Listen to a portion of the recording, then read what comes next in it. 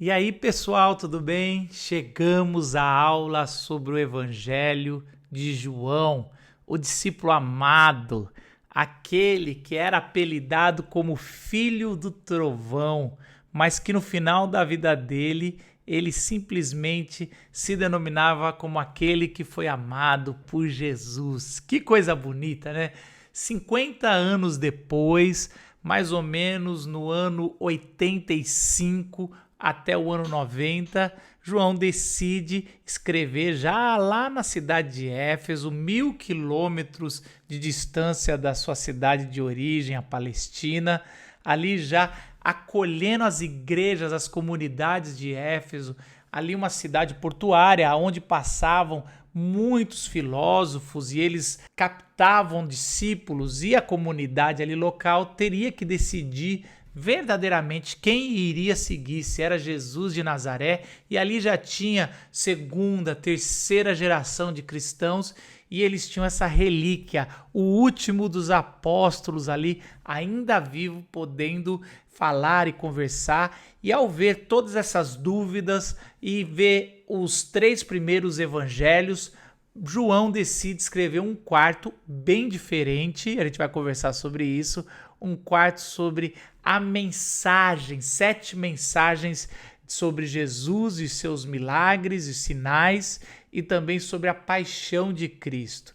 Bom, João faz isso, escreve, e hoje a gente tem o evangelho, o quarto evangelho, esse evangelho sobre Cristo, a palavra que se tornou carne.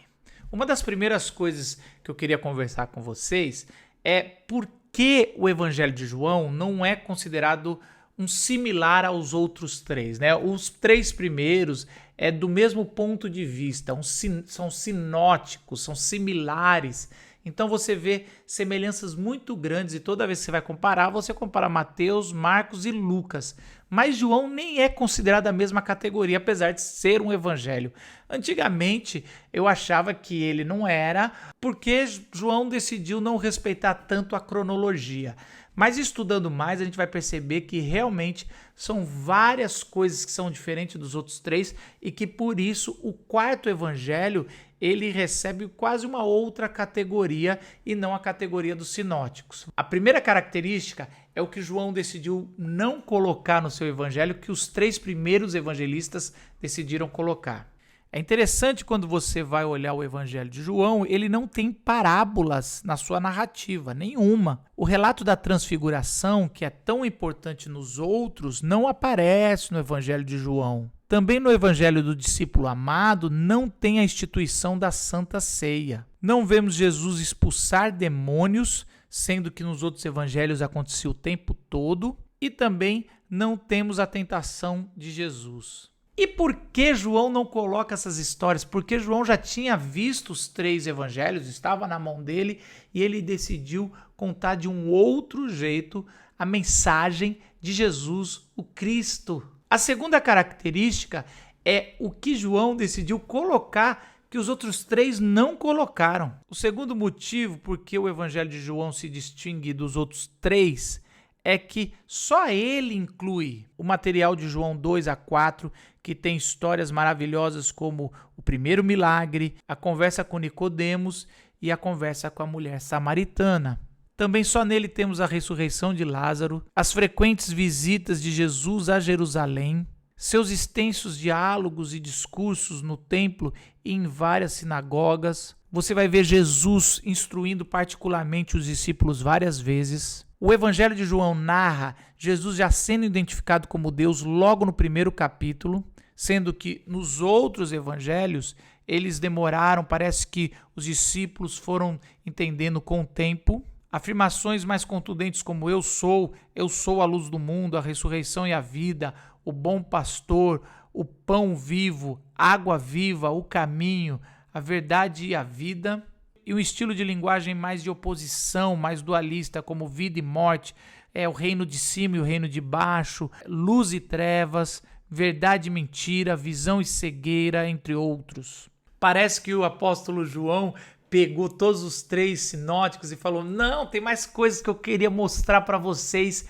que Jesus fez, e ele vai incluindo muitas outras coisas bem diferentes dos outros três. A terceira característica é a mudança cronológica do ministério de Jesus e o tempo de duração. A purificação do templo, você vai ver Jesus fazendo isso logo no começo do ministério, sendo que nos outros evangelhos, no evangelho de Marcos, é logo no final, porque tornaria inevitável a continuação do seu ministério depois de tal ato. Uma outra diferença é a duração desse ministério. João relata pelo menos 3 Páscoas, sendo que os sinóticos apenas uma. A cronologia da paixão de Jesus em João é diferente e nos trazem algumas dúvidas quando comparamos com os sinóticos. Jesus e seus discípulos ceiaram durante a Páscoa? Ele foi preso na noite da Páscoa e crucificado no dia seguinte? Ou ele foi crucificado ao mesmo tempo em que o cordeiro pascal estava sendo sacrificado? E quanto ao fato dos sinóticos mostrarem a crucificação de Jesus às 9 horas da manhã, enquanto que em João a decisão final de Pilatos se dá por volta do meio-dia. Como eu já falei, essa diferença de cronologia na narrativa de João quanto aos outros sinóticos faz ficar quase impossível criar uma narrativa similar quando você compara os dois juntos. E dá a impressão de possíveis discrepâncias, que é o quarto ponto nosso. Eu separei 3 possíveis contradições aqui de João com sinóticos. Isso não quer dizer que um nega o outro.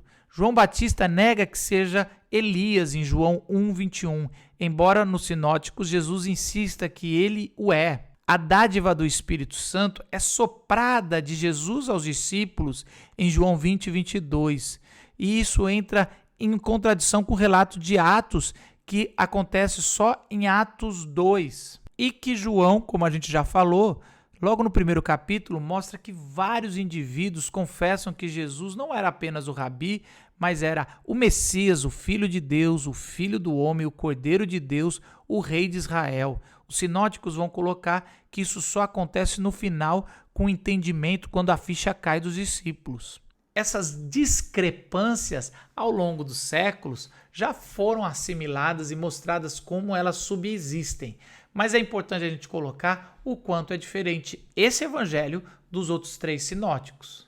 O quinto e último, eu não sei se eu falei que era 6, mas eu coloquei em 5 grupos aqui, é o grego que João escreve. Por João escrever tão tarde o seu evangelho em comparação aos outros 3, ele usa uma outra forma de escrita e um outro grego. Não é muito a minha área, mas vamos dar uma olhada. João prefere escrever com vocabulário mais enxuto, com um grego mais elegante. Também tem uma técnica de assindeto, que são orações sequenciadas uma após a outra, sem conectá-las com particípio ou com conjunções. Em pelo menos uma parte não fica muito claro em que momento as palavras de Jesus terminam e as de João começam. João 3, de 10 a 21. E o mais importante ainda, há pouquíssimas diferenças entre as palavras atribuídas a Jesus e os comentários do evangelista. João reescreve todos os comentários. Mesmo sendo inspirado pelo Espírito Santo, João, ao puxar à memória esses longos sermões, ele vai reescrever com seus comentários para o seu público ali do primeiro século. Já logo no começo do segundo século, os evangelhos, os 4 evangelhos, não entram como pergaminho, eles são colocados como um códice, ou seja, são folhas uma na frente da outra e costurada com uma linha ali, como um livro que a gente tem hoje. E ao longo desse segundo século, já começaram a tentativa de harmonizar esse evangelho. Ou seja, pessoas tentaram transformar os 4 evangelhos em um só e ali se tornar o evangelho único inspirado. O primeiro a tentar harmonizar os 4 evangelhos é Taciano, logo no século II. Ele é um discípulo de Justino Mártir e sua harmonia ficou conhecida como diatessaron, uma palavra que se originou em termos musicais, onde relatava uma harmonia em 4 partes. É bom falar que Taciano, na sua harmonização, ele não tirou nada dos textos originais. Ele fez um copia e cola e tentando colocar tudo juntinho de forma cronológica. Séculos depois, nós temos uma segunda harmonização para combater as críticas das possíveis discrepâncias entre os 4 evangelhos, e essa harmonia foi feita por Santo Agostinho. Ele comparou de maneira sistemática os relatos feitos pelos evangelhos acerca da palavra e as obras de Jesus, alegando que há uma harmonia ou coerência genuína entre elas e uma ausência de discrepâncias ou contradições. Você já imaginou isso? Se essas harmonias tivessem ganhado força, hoje nós teríamos um evangelho só e não 4 evangelhos. Vamos lembrar que eles estavam querendo fazer isso para combater os ataques dos críticos aos 4 evangelhos. Mas também graças ao evangelho número 4, o de João, é que não foi possível harmonizar os evangelhos e hoje nós temos as 4 versões dos evangelistas. O Dr. Burridge, na sua obra For Gospel, One Jesus, ele vai trazer o seguinte: não temos liberdade nem para transformar os 4 em um, suprindo a individualidade de cada um, nem para transformar o único em 4, exagerando a individualidade de cada um e, com isso, impossibilitando um quadro composto. Há 4 evangelhos com 4 retratos, contando 4 versões da única história de Jesus. Eu poderia até ter colocado as motivações da harmonização na introdução aos evangelhos, mas eu decidi colocar aqui porque é exatamente o evangelho de João que tornou impossível essa harmonização. E olha que interessante, o que por muitos séculos foi difícil defender as possíveis contradições por causa do 4º evangelho, foi também o que nos garantiu que chegasse às nossas mãos essas 4 pinturas de 4 características diferentes da mesma história de Jesus Cristo. E qual o propósito que João escreveu esse evangelho depois de outros 3? O próprio João vai falar isso em João 20, versículo 30 e 31. Jesus realizou na presença dos seus discípulos muitos outros sinais miraculosos que não estão registrados nesse livro, mas estes foram escritos para que vocês creiam que Jesus é o Cristo, o Filho de Deus, e crendo tenham vida em seu nome.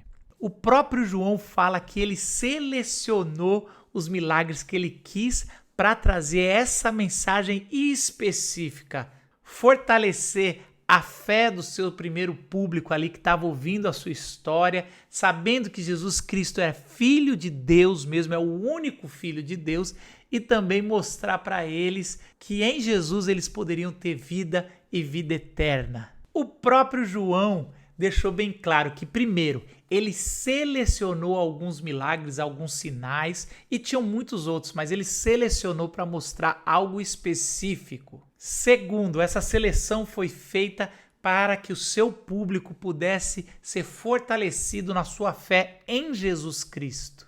Terceiro, e que essa fé que Cristo é o Filho de Deus os levariam à vida eterna. Uma outra característica que João traz para sua obra, talvez porque ele seja o último dos apóstolos que tem esse testemunho de Jesus e ele era o testemunho vivo que Jesus era o Filho de Deus, ele traz também na sua obra outros 3 testemunhos que mostram que Jesus é o Filho de Deus. O primeiro testemunho é o de João Batista. Veio como testemunha para testificar acerca da luz. E João Batista, em João, vai falar: vejam, é o Cordeiro de Deus que tira o pecado do mundo. Mas também o evangelista vai relatar que o próprio Pai, Deus, testemunha sobre Jesus Cristo. Quando Jesus fala que eu tenho um testemunho maior que o de João, a própria obra que o Pai me deu para concluir e que estou realizando, testemunha que o Pai me enviou, João 5,36. O apóstolo também coloca que o Espírito Santo dá testemunha de João. Quando João Batista fala que Jesus ia batizar com o Espírito Santo, e também em João 15, 26 e 27 vai dizer o seguinte: quando vier o Conselheiro, que eu enviarei a vocês da parte do Pai, o Espírito da verdade que provém do Pai, ele testemunhará a meu respeito, e vocês também testemunharão, pois estão comigo desde o princípio. João vai deixar bem claro que ele não está sozinho nesse testemunho. Além de João Batista, uma figura muito conhecida no primeiro século, também o próprio Espírito Santo e o Pai testemunham a respeito do Filho. Agora vamos entrar no contexto gramatical. Como é dividido o Evangelho de João. O evangelho é dividido em 4 partes. O prólogo, logo de entrada, que vai trazer pitadas do que a gente vai ver em toda a sua obra. A primeira parte, que é chamado o Livros dos Sinais. A segunda parte, que é chamado o Livro da Glória. E o epílogo, ou o apêndice final, que é João 21. Assim como Mateus começa fazendo um paralelo com Jesus e Israel, trazendo até Abraão na sua linhagem, ou Lucas, que vai trazer a sua linhagem até Adão, agora João vai trazer a sua linhagem ao Deus. Então ele coloca como Jesus o Criador do mundo. E todo esse prólogo, onde João vai falar que Cristo é o Verbo encarnado, vai ser uma pequena referência ao que a gente vai encontrar mais na frente na sua obra. Vamos dar uma olhada nesse paralelo incrível. Quando você lê o prólogo do primeiro capítulo até o versículo 18, você vai ver temas como a pré-existência do Logos, nele estava a vida é luz, a luz foi rejeitada pelas trevas, mas não extinta por elas, a luz veio ao mundo, Cristo não é recebido pelos seus, Jesus foi nascido por Deus e não por carne, todos puderam ver a sua glória, Jesus é o Filho unigênito,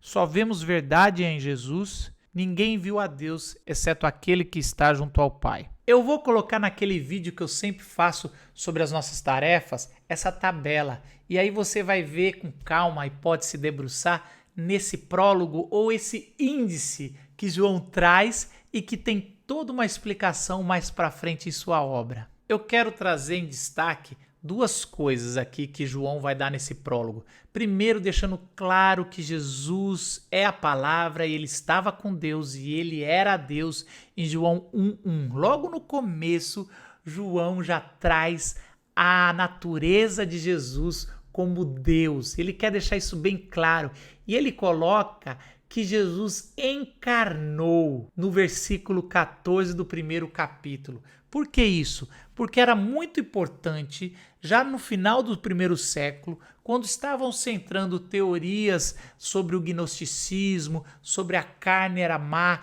e o espírito era bom, que João vai trazer que Jesus é uma encarnação. Jesus não é uma aparição, ele é uma encarnação. Ele se tornou homem e se encarnou e habitou entre nós. E por se tornar homem, era sujeito à nossa morte, à nossa natureza caída, ele levou sobre ele, mesmo não tendo pecado e mesmo sendo Deus. Essa ênfase de encarnação, ela já é dada logo no começo da sua obra.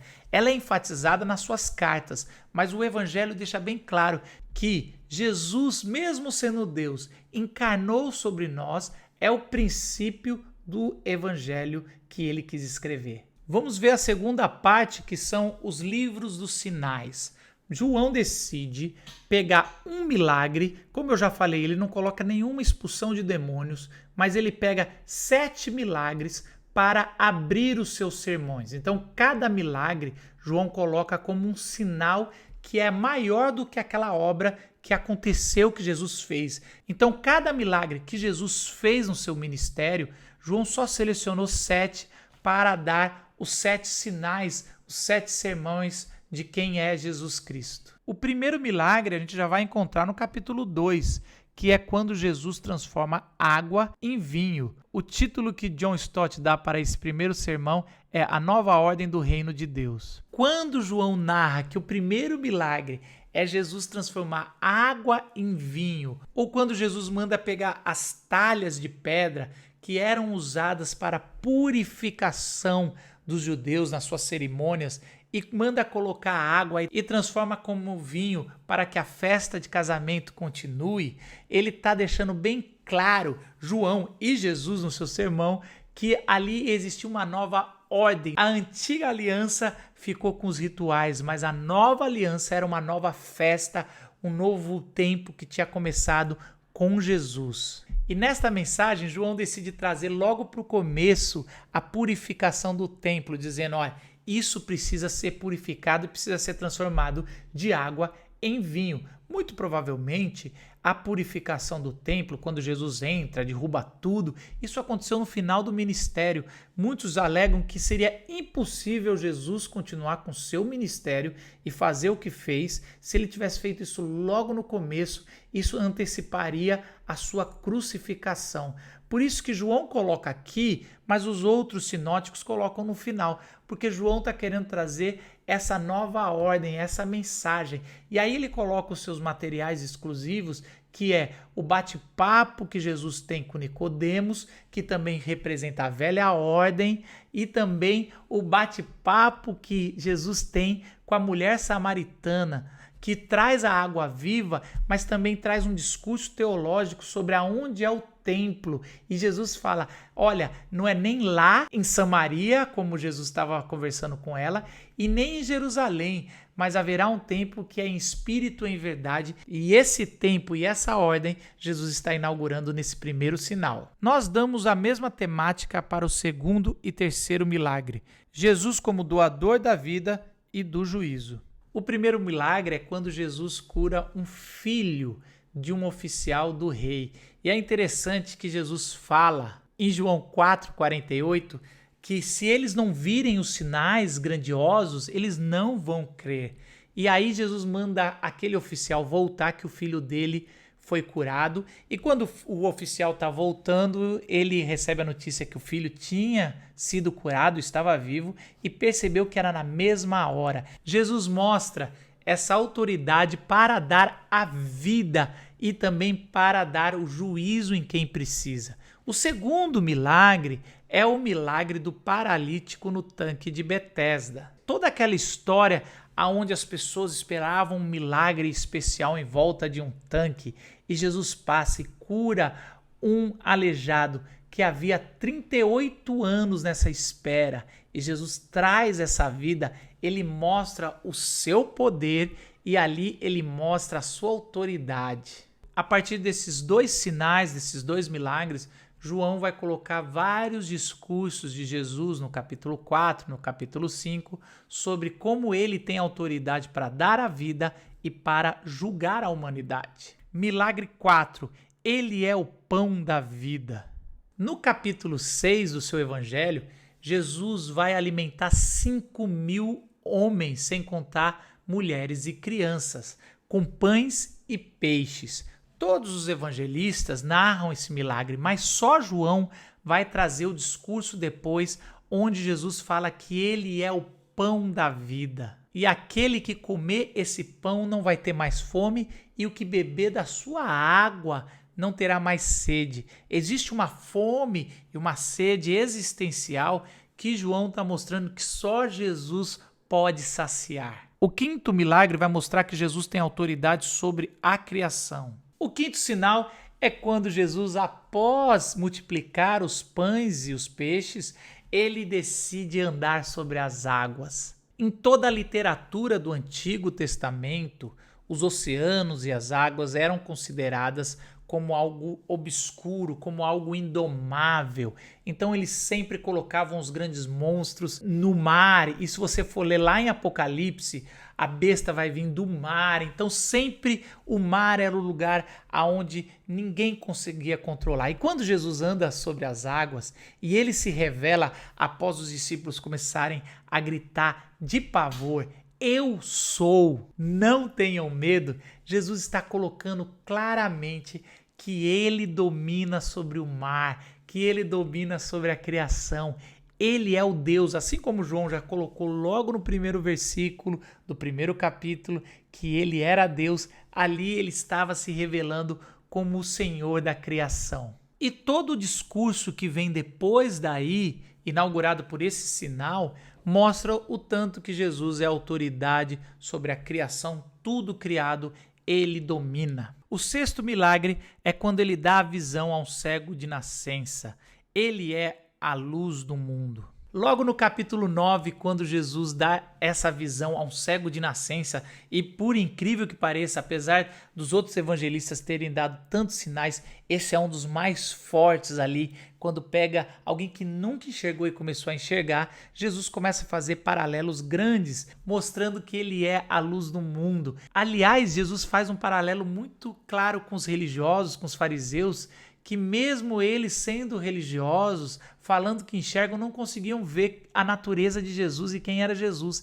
E aquele cego conseguiu ver quem era Jesus. O sétimo sinal é um milagre que só João narra, a ressurreição de Lázaro, que estava morto havia 4 dias. Jesus trouxe a verdade que ele era a ressurreição e a vida. Não é à toa que João 11 é a mensagem favorita de pastores e padres em velórios e sepultamentos, porque aquele diálogo que Jesus tem com as irmãs de Lázaro, dizendo que ele era a ressurreição e a vida, e ainda que morra, viverá, é um dos diálogos mais impactantes. Aliás, toda essa narrativa de João 11, ela vem recheada de emoção. Ali Jesus chora, o espírito de Jesus é agitado diante da morte, tantos paradoxos entre a morte e a vida é colocada ali naquela narrativa, aonde depois Jesus vai dizer tantas vezes que só ele pode trazer a vida. É o principal sinal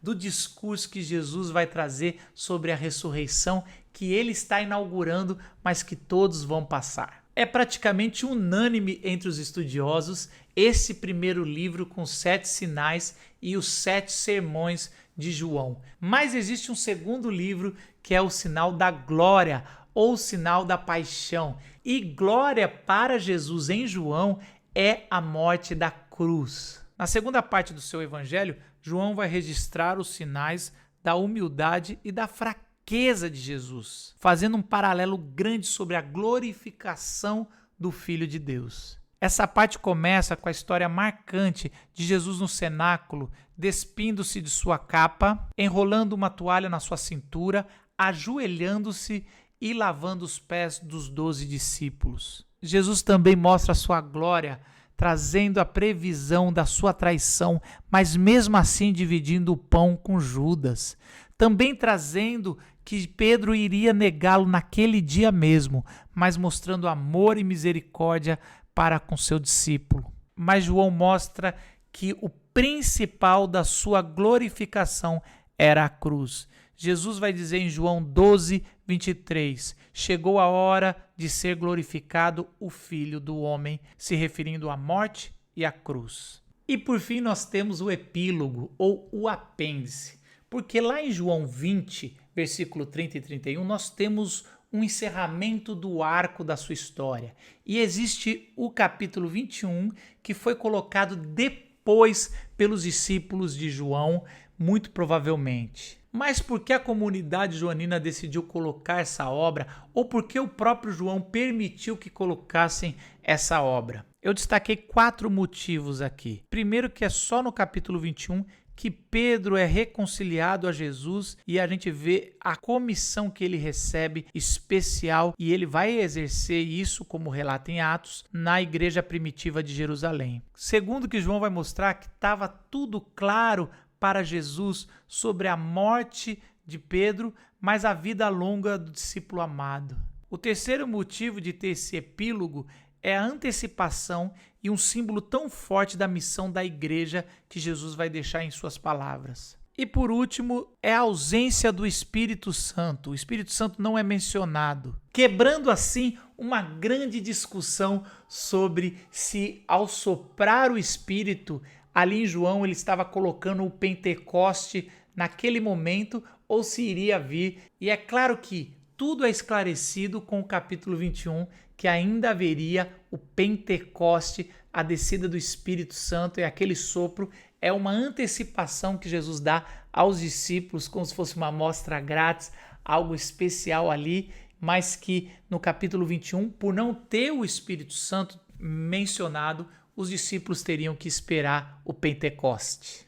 Esse é o Evangelho de João, mas a gente está estudando não só o Evangelho de João, mas também as 3 cartas. E se no Evangelho de João o evangelista escreveu para que eles crescem em Jesus e ganhassem a vida, as suas cartas é para mostrar o que acontece quando alguém ganha vida em Jesus Cristo. O apóstolo vai além para mostrar para mim e para você e para o primeiro público o que acontece quando alguém recebe o Cristo e nasce do alto. João, em suas cartas, revelam 3 mentiras ou 3 mentirosos que alegam terem conhecidos e nascidos do alto, mas não nasceram. João passa a desenvolver 3 testes que minam a falsa segurança dos pseudos cristãos e confirmam a verdadeira segurança dos cristãos genuínos. Primeiro, o teste doutrinário. Quem nega que Jesus veio na carne é mentiroso. 1 João 2:22. Em segundo, o teste moral. Quem alega gozar de comunhão com Deus enquanto anda em trevas mente. 1 João 1:6. Terceiro, o teste social. Quem diz que ama a Deus, mas odeia o irmão, é mentiroso. 1 João 4:20. Simultaneamente, em suas cartas, João vai também trazer 3 verdades de quem nasceu do alto. Vamos dar uma olhada. A primeira verdade é que conhecemos o Espírito de Deus porque ele reconhece a Cristo. 1 João 4:2. A marca de quem nasceu do alto é ter o Espírito Santo e o Espírito Santo testemunha sobre o Cristo. A segunda verdade é sabemos que o conhecemos porque obedecemos aos seus mandamentos. 1 João 2:3. João vai dizer que a segunda marca de um discípulo de Jesus é obedecer, como diz o próprio Jesus, aquele que me ama, me obedece. E a terceira verdade é sabemos que passamos da morte para a vida porque amamos nossos irmãos cristãos. 1 João 3:14. O amor entre os irmãos, o amor na igreja, por isso que não pode faltar amor, é a marca de que passamos da morte para a vida eterna. Eles reconhecerão que vocês são meus discípulos quando amarem uns aos outros. João já tinha falado isso no seu evangelho e agora vai confirmar nas suas cartas. Crer, amar e obedecer. Esses são os 3 verbos que João vai repetir e repetir em suas cartas, no seu evangelho, que são as marcas de um filho de Deus, a marca de quem nasceu do alto. E este é o seu mandamento, que creiamos no nome de seu Filho Jesus Cristo e que nos amemos uns aos outros, como ele nos ordenou. Os que obedecem aos seus mandamentos nele permanecem, e ele neles. Do seguinte modo, sabemos que ele permanece em nós pelo Espírito que nos deu. 1 João 3:23-24. Como falei, João relata esses 3 verbos que caracterizam o povo de Deus. Creem em Cristo, amam uns aos outros, obedecem os seus mandamentos.